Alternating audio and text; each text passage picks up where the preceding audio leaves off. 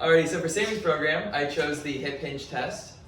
For this, I'm actually going to be using him because we live together. I thought I'd be able to just demonstrate easier on him.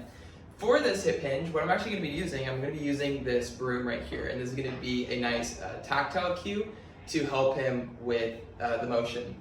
So Sammy, what I'm going to have you do, this is going to be held right behind your back, okay? With the broom in contact with the back of the head, upper back, and then the tailbone or the sacrum, okay? So go ahead and do that for me. And then as you do that, perfect.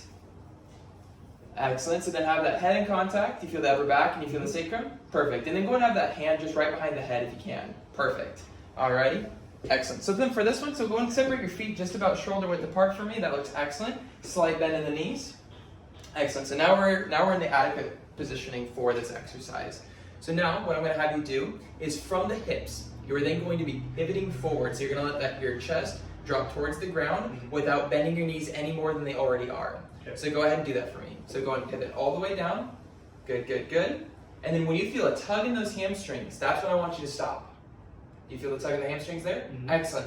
So now from there, what I want you to do, I want you to squeeze your glutes and act like you're trying to drive your hips forward. Okay? Go ahead and try that for me. Excellent. So good. So with the cue of driving the hips forward instead of throwing the shoulders backwards, it focuses more on the glutes and the hips rather than the low back. Okay? So go and do that for me one more time. So slight bend of the knees, and then go and pivot on down. Good. When you feel the tug in those hamstrings, squeeze the glutes, drive those hips forward.